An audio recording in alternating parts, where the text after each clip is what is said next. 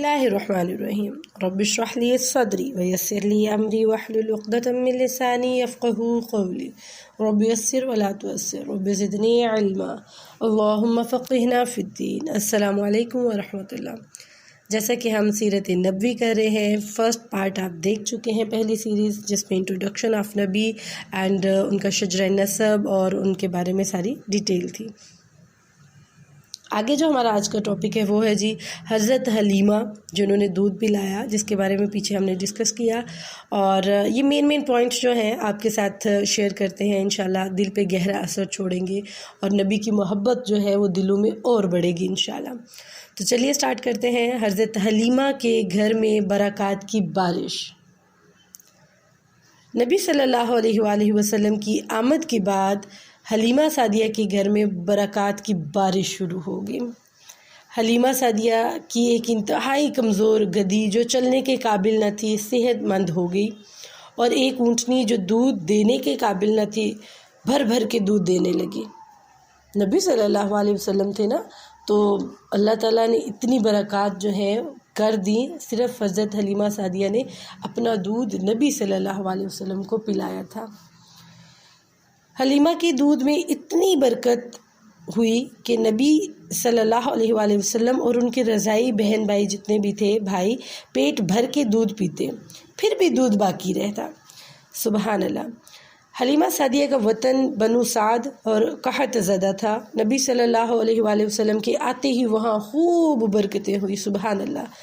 بکریاں فربا ہو گئیں۔ نبی صلی اللہ علیہ وسلم 4 سال حلیمہ سعدیہ کے گھر میں رہے۔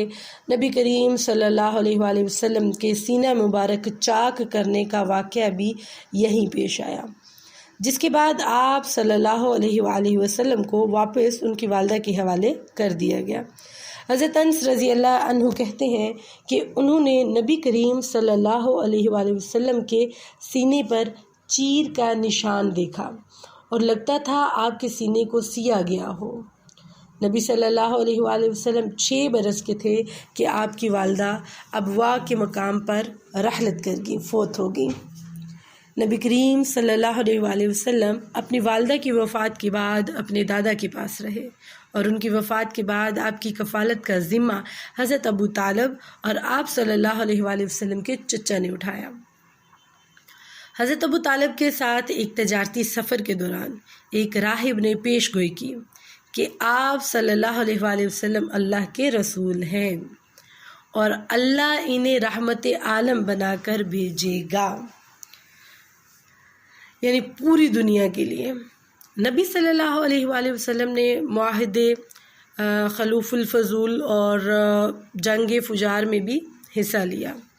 نبی صلی اللہ علیہ وآلہ وسلم کا لقب امین تھا۔ امین کا معنی ہوتا ہے سچا، امانت دار، صداقت والا، امانت دار، مطلب جو چیز جیسے دی گئی ہے اس کو ایسے ہی آگے پہنچانے والے۔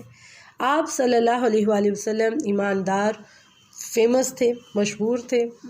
آپ صلی اللہ علیہ وسلم کی اسی شہرت کی وجہ سے حضرت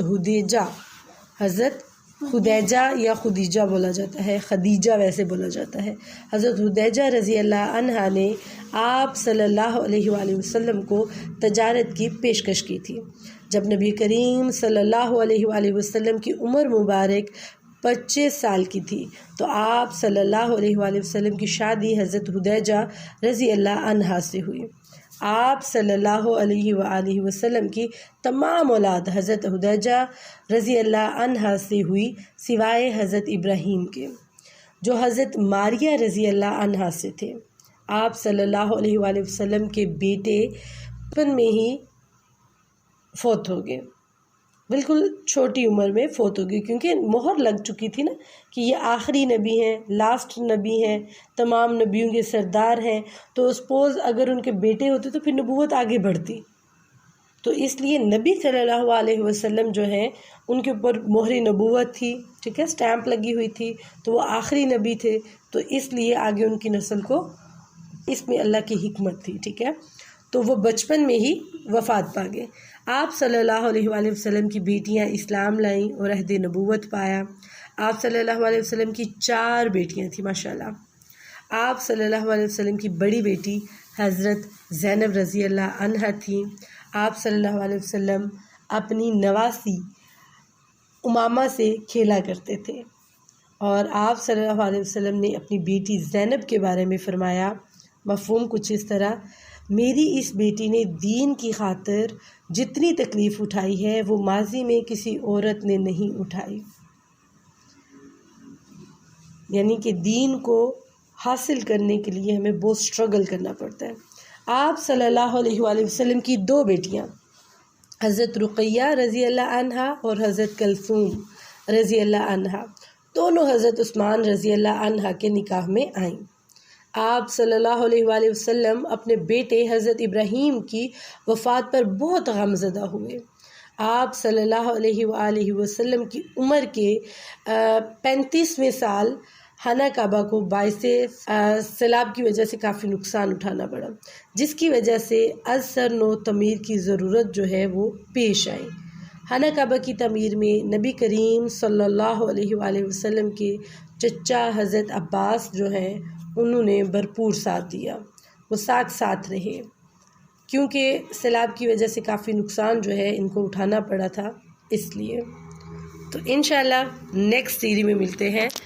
جزاک اللہ، آئی ہوپ آپ کو پسند آئی ہوگی۔ السلام علیکم ورحمۃ اللہ۔ وعلیکم السلام۔